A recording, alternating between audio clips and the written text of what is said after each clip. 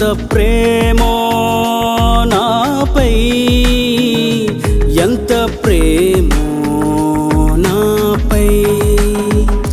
యేసుని ప్రేమ, యేసుని కరుణ, యేసుని త్యాగం చూస్తే, యేసుని ప్రేమ, యేసుని కరుణ, యేసుని త్యాగం చూస్తే, కాలుచున్న అగ్నిలో నాతోను ఉన్న దేవా, కాలుచున్న అగ్నిలో నాతోను ఉన్న దేవా. నీ మహిమను వేడి పరలోకము విడచి, రిక్తునిగా నీవు నా కొరకు మరణించావు. నీ మహిమను వేడి పరలోకము విడచి, రిక్తునిగా నీవు నా కొరకు మరణించావు. ఎంత ప్రేమో నాపై, ఎంత ప్రేమో యేసయ్యా.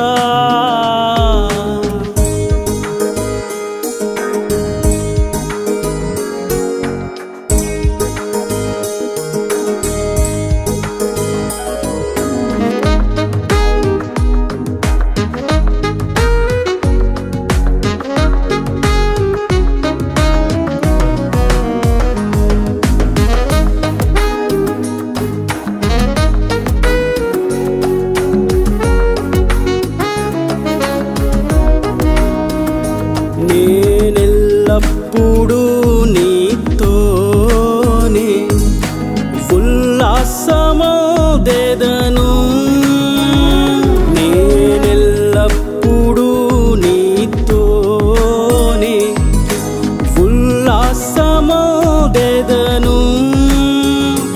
నా కుడి హస్తము నీవు పట్టుకొని ఉన్నావు, నీ మరుహస్తముతో నన్ను హత్తుకొని ఉన్నావు. ఎంత ప్రేమో నాపై, ఎంత ప్రేమో యేసయ్యా.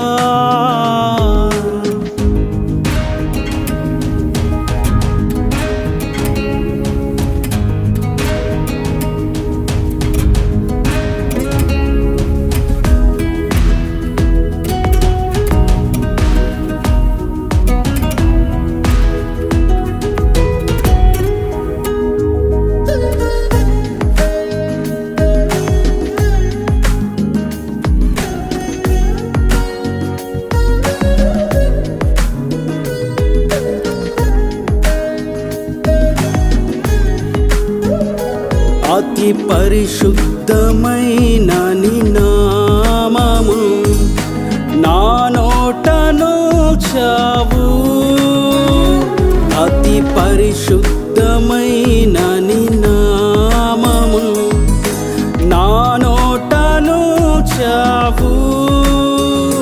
శత్రు బలమంతటి పైన అధికారమిచ్చి ఉన్నావు, నీవు నా పక్షమై నిలిచి ఘన విజయమనుగ్రహించావు. ఎంత ప్రేమో నాపై, ఎంత ప్రేమో యేసయ్యా.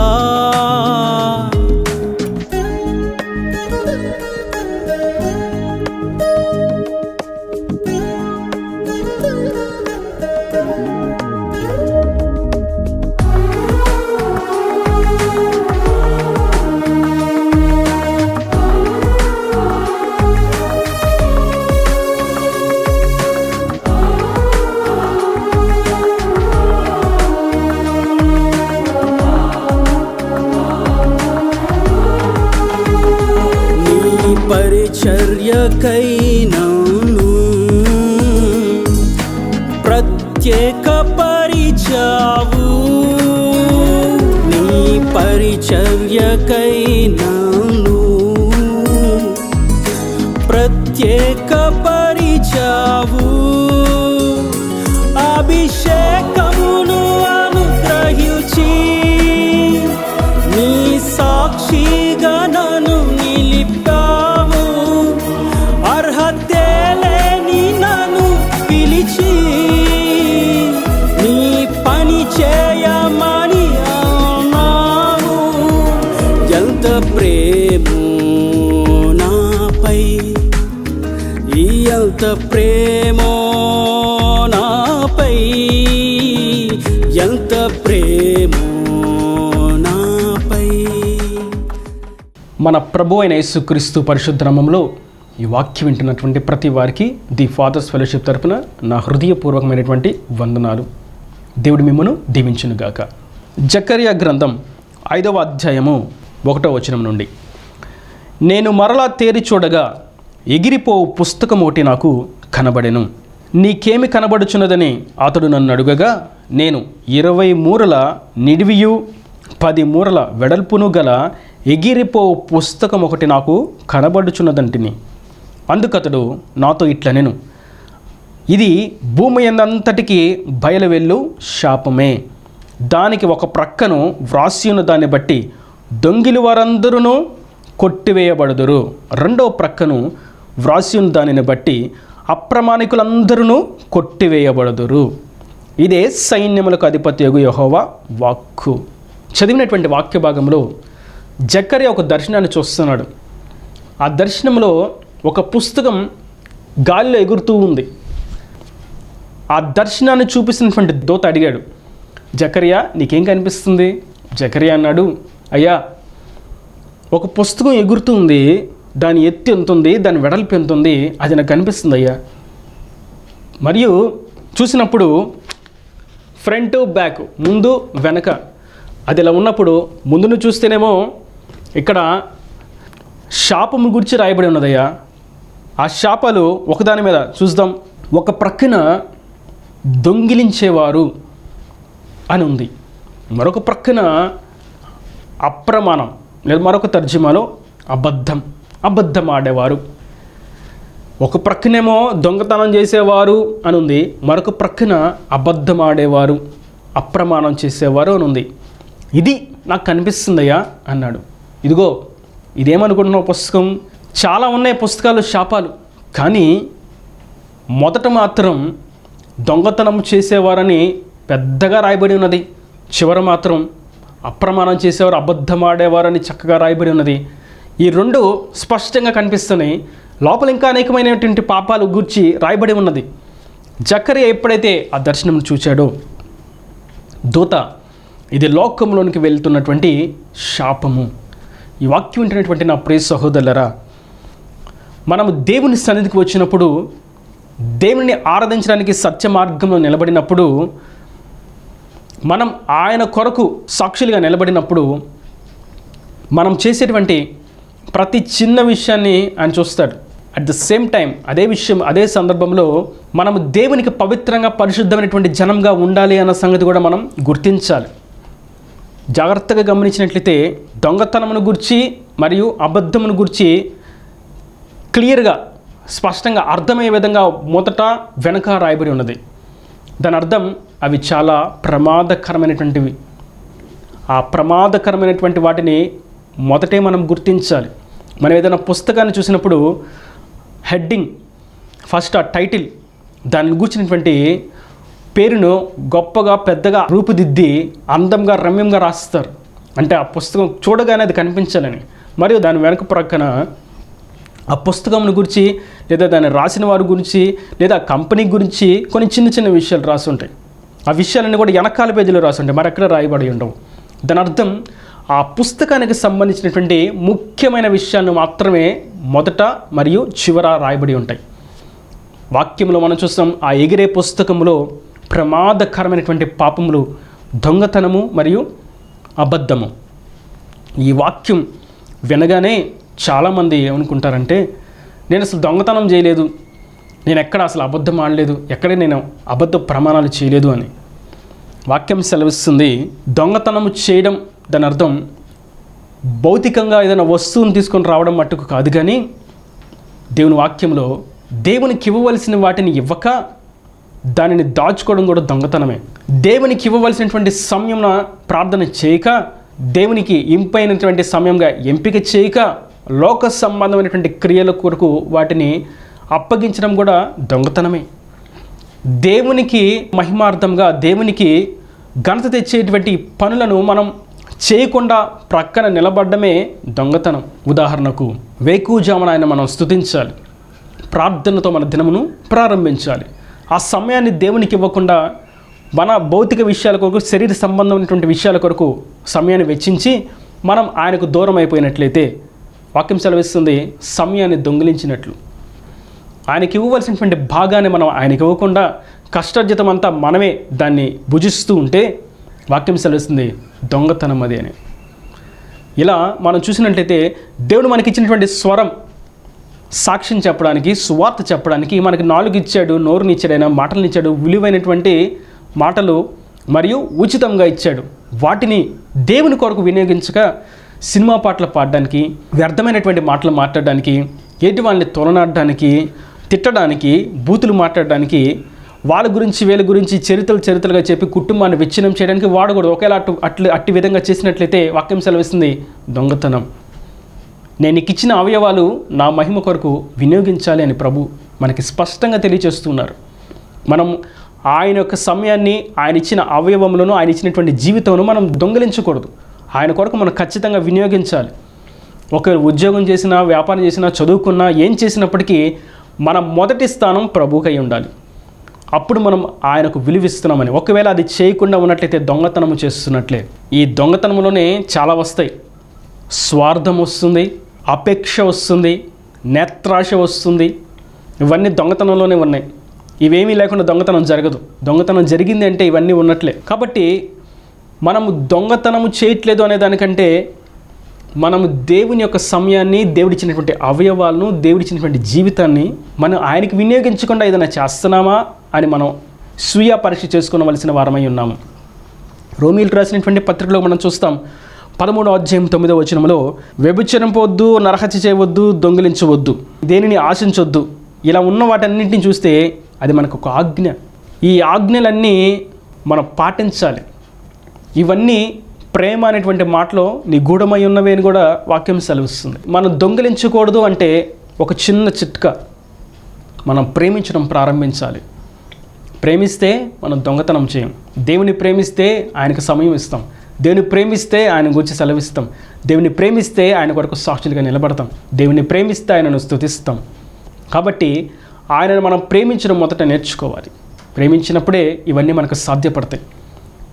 ఎదుటివారిది ఏది కూడా మనం ఆశించకూడదు అన్నప్పుడు ప్రేమిస్తేనే మనం ఆ పని చేయకుండా ఉంటాం. దొంగతనం చేసేవారిని గమనించినట్టయితే వారికి తెలియని వారి దగ్గర వారు దొంగతనం చేస్తారు. అదే వారికి సొంతమైనటువంటి వారి దగ్గర చేయరు. ఎందుకంటే వారంటే వారికి ఇష్టం, ప్రేమ. ఆ ప్రేమ ఉంటే చేయరు. అదే అందరినీ ప్రేమిస్తే ఇంకెక్కడా చేయరు కదా. ప్రభు స్పష్టంగా మనకు సెలవిస్తున్నారు.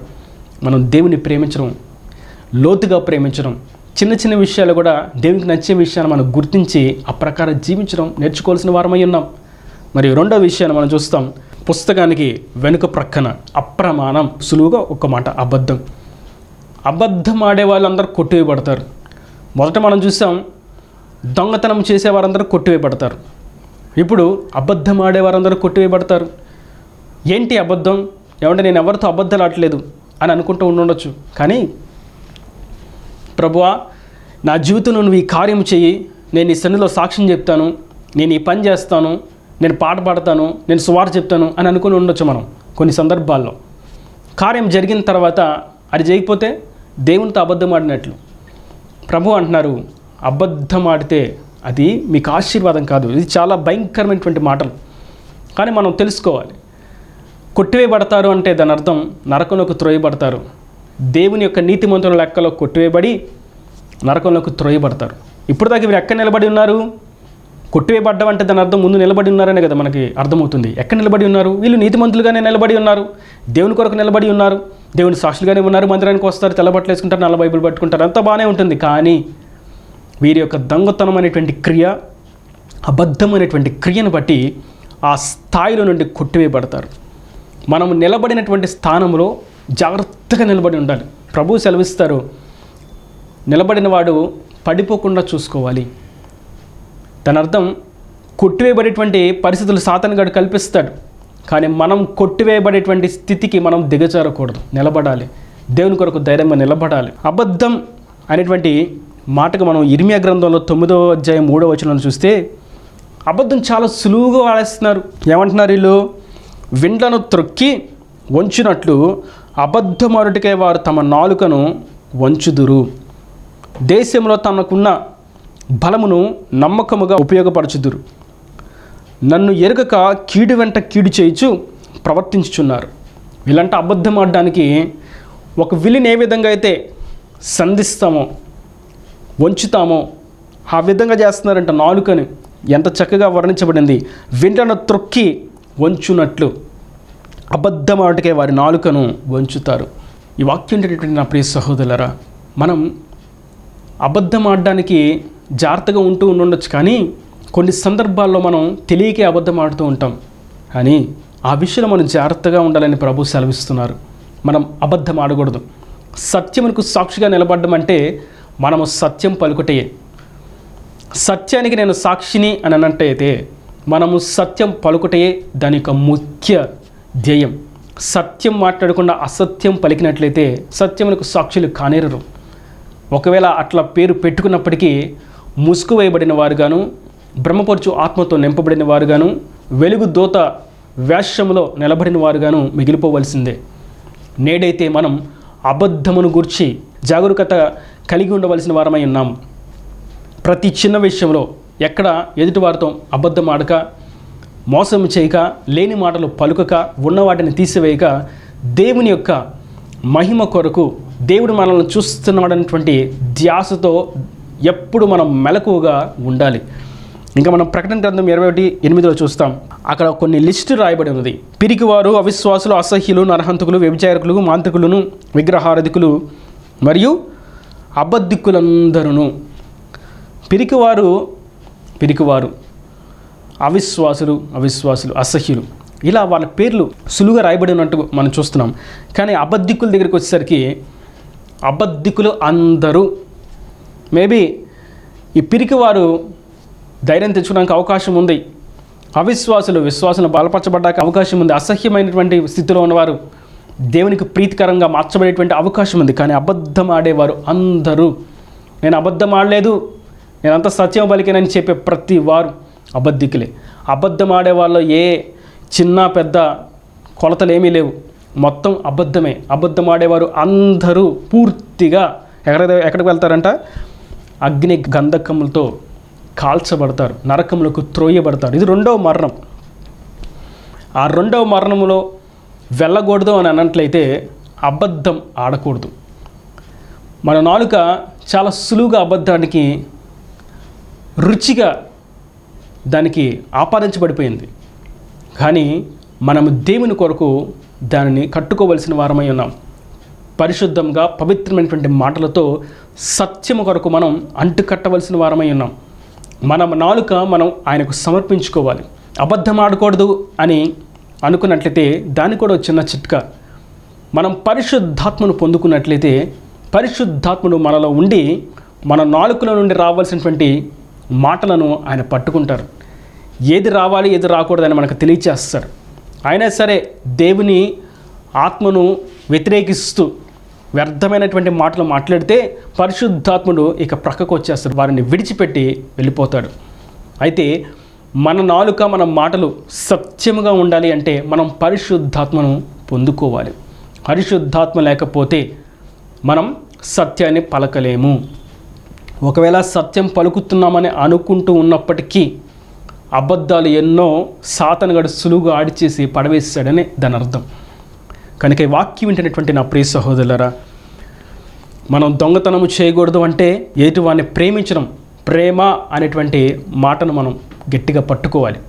ప్రేమలో మనం వేరుపారితే ఆ పని, ఆ పాపపు క్రియలు వ్యర్థమైనటువంటి క్రియలు మనం చేయనొల్లం. మరియు అబద్ధం ఆడకూడదు అంటే మనం పరిశుద్ధాత్మతో నింపబడాలి. అప్పుడు మనం సత్యం స్పష్టంగా పలకగలుగుతాం.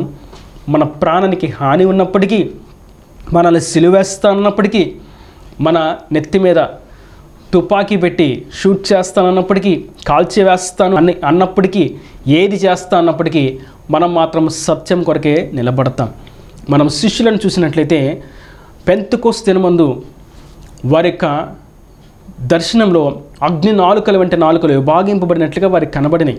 కనబడటం మట్టు కాదు, కానీ ఆ పరిశుద్ధాత్ముడు వారి యొక్క నాలుకలను పట్టుకున్నాడు. ఆ నాలుకలు కాల్చడం చేత వారు ఆ దినము నుండి దేవుని యొక్క రాజ్యవ్యాప్తి కొరకు స్వార్థను ప్రభావవంతంగా ప్రకటించడం ప్రారంభించారు. వారికి మీదట అబద్ధం ఆడుతూ ఇక పాప రోత జీవితంలో జీవించడానికి అడుగు వెనుకకు వేయలా, చనిపోవడానికైనా సిద్ధమైపోయారు. అందరూ దేవుని కొరకు హత్సాక్షులుగా మార్చబడ్డారు, యోహాను తప్ప. ఈ వాక్యం ఉంటున్నటువంటి నా ప్రియ సహోదరులారా, మనం పరిశుద్ధాత్మను పొందుకున్నప్పుడు మనలో ఒక తెగింపు వస్తుంది. మనలో పరిశుద్ధతను గురించినటువంటి వాంఛ కలుగుతుంది. పవిత్రత గురించినటువంటి ప్రతిష్టత కలిగి జీవించినటువంటి కోరిక మనలో లేవనెత్తబడుతుంది. మనం దేవుని యొక్క చిత్తాన్ని తెలుసుకోవడానికి ఎల్లప్పుడూ వేగిరంగా, ఎల్లప్పుడూ ఆతురతతో మనం ఉంటాం.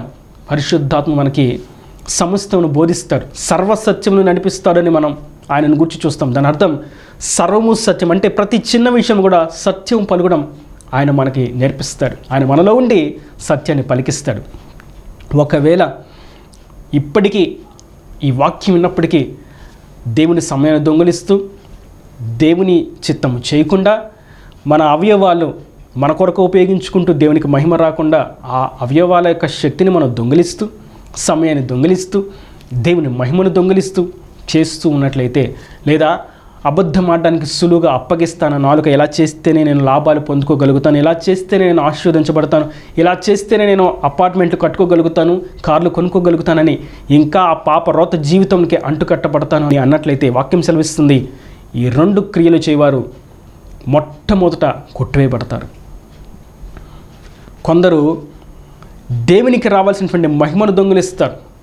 ఇది నా చేతిలో ఉంది, పరిశుద్ధాత్మ నేను పిలిస్తే వస్తాడు, నాలోనే నీ శక్తి అంతా ఉంది, పరలోక నేను భూమి మీద దింపేస్తాను, అసలు నేనే దేవుని కొరకు ఏర్పరచబడిన వాడిని, దేవుని ఆత్మ అంతా నాలోనే ఉన్నదని దేవునికి మహిమ రాకుండా వీళ్ళు సింహాసనం మీద కూర్చొని పూజలు చేయించుకుంటారు, దండాలు పెట్టించుకుంటారు, కొబ్బరికాయలు కొట్టించుకుంటారు. ఇది దేవుని మహిమను దొంగిలించడం. మన సమస్త ఘనతకు ఆయన అర్హుడు, మన సన్మానానికి ఆయన పాత్రుడు. మనం కాదు సన్మానించబడవలసింది ఆయన, మనం కాదు ఘనతకి ఎక్కవలసింది ఆయన. మనం ఆయన మహిమను దొంగిలించకూడదు. ఆయన మహిమను దొంగిలించిన వారిని ఎవరిని ఆయన సహించడు, ఓర్చుకోడు. నిశ్చయంగా వారి మీదకి రావాల్సినటువంటి ఆ శిక్షను పంపిస్తాడు. ఇదే అది శిక్ష, శాపమును పంపిస్తాడు. మరియు అబద్ధం, దేవుణ్ణే ఎరుగుమని అబద్ధం ఆడేస్తారు. ఇది రెండో కోణం. దేవుణ్ణి నమ్ముకొని అబద్ధం ఆడడం ఒక ఎత్తు అయితే, అసలు దేవుడే మాకు తెలియదు అని అబద్ధం ఆడేస్తారు. ఎలాగా? అప్పుడే మందిరానికి వెళ్ళి వచ్చి మరలా వ్యర్థమైనటువంటి ముచ్చట్లు వీడియోలు చూస్తూ ఉంటే, మాకు ప్రభు ఎవరో తెలియదండి, మాకు అసలు చర్చి ప్రార్థన అని తెలీదు, మేము ఇలాగే ఉంటాం అని ప్రభువుని ఎరగమన్నట్లు అబద్ధం ఆడతారు. అప్పుడే దేవుని ఆరాధిస్తూ వస్తారు, అప్పుడే దేవుని వాక్యాన్ని వినొస్తారు, చిల్లర మధ్య కానుకేసి వస్తారు. ఇంటికి వచ్చి మళ్ళీ వారి లోక పాప రోత జీవితం అలాగే ఉంటుంది, అబద్ధమైనటువంటి జీవితం. కొందరు అబద్ధాల్లో బ్రతుకుతారు. ఈ అబద్ధపు బ్రతుకుని వాక్యం ఏమి సెలవిస్తుందంటే, వెలుగు దూత. వీరు చేసేది తప్పు అన్న సంగతి వీరికి మనస్సాక్షి తెలుసు, వీరు పాపం చేస్తున్నారన్న సంగతి తెలుసు, అలా మాట్లాడకూడదు అన్న సంగతి వీరికి తెలుసు. అయినా సరే మేము చాలా భక్తులం అని అనుకుంటారు. వాక్యం సెలవిస్తుంది, వెలుగు దూత నిన్ను ఆవరించి ఉన్నది. ఎందుకంటే వాక్యం చెప్పింది చేయకుండా నేను భక్తుని, నేను గొప్ప అని అనుకుంటే వెలుగు దూత నిన్ను భ్రమపరుస్తుంది. భ్రమపరచు ఆత్మలో ఉన్నాం, అబద్ధపు జీవితంలో బ్రతికేస్తున్నాం, మూసుకువేయబడినటువంటి జీవితంలో జీవిస్తూ ఉన్నాం.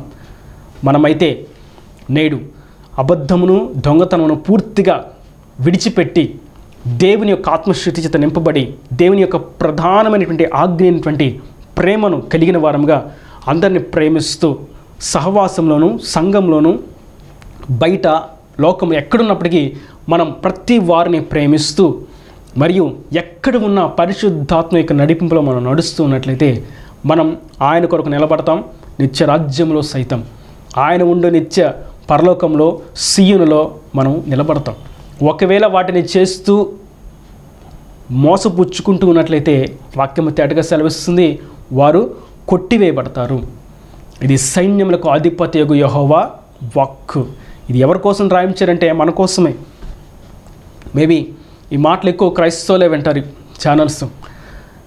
మనం నిలబడి ఉన్నామనేది ప్రాధాన్యమైనటువంటి విషయం కాదు, మనం అంతవరకు నిలబడి ఉన్నామా లేదా అనేదే ముఖ్యమైనటువంటి విషయం. ఈ నిలబడే విషయంలో చివరి వరకు నిలబడాలనే ప్రభు సెలవిస్తున్నారు. మధ్యలో అర్ధాంతరంగా కొట్టివేయబడేటువంటి అవకాశాన్ని సాతాను గడికి మనం ఇవ్వకూడదు. మనల్ని గురించి పాపాలు ఎంచేటువంటి స్థితిలోకి సాతానికి మనం అవకాశం ఇవ్వకూడదు. సులువుగా చిక్కులు పెట్టే పాపాలను మనం గుర్తించి వాటిని జయించాలి. ఆ సులువైనటువంటి పాపాలను మనం పడిపోతే కొట్టివేయబడేటువంటి అవకాశం ఉన్నది.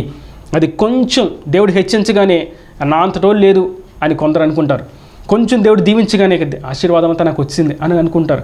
కొంచెం దేవుడు సహాయం చేయగానే నాకు దేవుడు తోడుగా ఇంకా ఇలా నిలబడిపోయామని అనుకుంటారు. కానీ అంతవరకు మనం నిలబడాలి. ఆ గర్వం అహంకారం అనేది నెత్తికెక్కితే కొట్టివేయబడతారు. ఎప్పుడు మనం ఎక్కడి నుంచి వచ్చామో ఆ స్థితిని మనం మర్చిపోకూడదు. ఏ బండ నుండి చెక్కబడి ఉన్నామో దాన్ని మనం మర్చిపోకూడదు. ఖచ్చితంగా దాన్ని గుర్తుపెట్టుకోవాలి, నిలబడాలి, అంతవరకు నిలబడాలి. నిలబడిన మనం సాతాను వేసేటువంటి అగ్ని బాణలకు పడిపోకుండా ఉండినట్లు దేవుని ఆజ్ఞ అయినటువంటి ప్రేమను గట్టిగా పట్టుకుందాం. పరిశుద్ధాత్మ శక్తి చేత మనం నిలబడదాం. ఈయన దేవుని మాటల ప్రతి వాని హృదయంలో నీటి కట్టి ఫలింపు చేయను గాక. ఆమెన్. God bless you. తలలు వంచి కనులు మూసినట్లయితే మీ కొరకు చిన్న ప్రార్థన. ప్రేమ స్వరూపి కరుణ కటాక్షం గల తండ్రి, నా ప్రభు ఈ వాక్యాన్ని ప్రతి వారిని మీ నిండాలుగా దీవించండి. చాలా శ్రేష్టమైనటువంటి మాటలు మీరు సెలవిచ్చారు. దొంగతనంను గురించి, అబద్ధంను గురించి ప్రభువా వాక్యం ప్రతి వారు నీ కొరకు పవిత్రతతో పరిశుద్ధతతో ప్రేమిస్తూ పరిశుద్ధాత్మతో నింపబడి పాపాన్ని జయించే శక్తి చేత వారి ఆత్మీయతలో ముందుకు సాగినట్లు సహాయం చేయండి. ఇంకా నీ పరిచయను కూడా దీవించండి. ఇంకను పరిచయ కొరకు నిలబెట్టినటువంటి కుటుంబాలు కూడా మీరు దీవించండి. ఇంకా నీ వాక్యమైన వారందరూ ఒక ప్రత్యేకమైనటువంటి ఆధ్యాత్మిక శక్తిని కృపను దయచేసి నేను అక్కడ రాజ్యాన్ని సిద్ధపరచమని యేసు పరిశుద్ధనమును ప్రార్థించి వేడుకుంటున్నాను తండ్రి. ఆమెన్. ఆమెన్. Praise the Lord. మన ప్రభు అయిన యేసుక్రీస్తు నామములో మీ అందరికీ నా హృదయపూర్వకమైనటువంటి వందనాలు. మరి దేవుని కృపను బట్టి ఒక పాటల ఆల్బమ్ను దేవుడు అనుగ్రహించారు. మీరు ది ఫారెస్ట్ ఫెలోషిప్ అని మీరు యూట్యూబ్లో టైప్ చేసినప్పుడు, లేదా ఆల్బమ్ పేరు కృపా కిరీటం అని మీరు టైప్ చేసినప్పుడు మీకు ఆ పాటలు అందించబడతాయి. వాటిని మీరు విని దైవ ఆశీర్వాదాలు పొందండి. ఎంతో ఆత్మీయమైనటువంటి సంగీతంతో, ఆత్మీయమైనటువంటి రచనతో దేవుడు అనుగ్రహించి ఉన్నారు. మరియు మరిన్ని వాక్య సందేశాల కొరకు మీరు ఛానల్ని ఫాలో అవుతుండండి, వాక్యాలు వింటుండండి, దైవ ఆశీర్వాదాలు పొందండి. దేవుడు మిమ్మల్ని దీవించును గాక. God bless you. మరిన్ని వాక్య సందేశముల కొరకు ది ఫాదర్స్ ఫెలోషిప్ అని మీరు యూట్యూబ్లో సెర్చ్ చేసినప్పుడు మీకు శ్రేష్టమైనటువంటి ఉపదేశాలు అందించబడతాయి. ప్రతి దినము క్లుప్త సందేశాల ద్వారా దేవుడు పరిచయం నడిపిస్తున్నాడు. మీ యొక్క ఆధ్యాత్మిక వృద్ధి కొరకు, ఉన్నతమైనటువంటి ఉపదేశాల కొరకు, సత్య సహవాసం కొరకు, తండ్రితో ఒక ప్రత్యేకమైనటువంటి అనుబంధం కొరకు ది ఫాదర్స్ ఫెలోషిప్ అనేటువంటి సహవాసంలో మీరును పాలుభాగస్తులు కండి, వాక్యాలు వినండి, ఆత్మీయ వృద్ధి పొందండి. God bless you.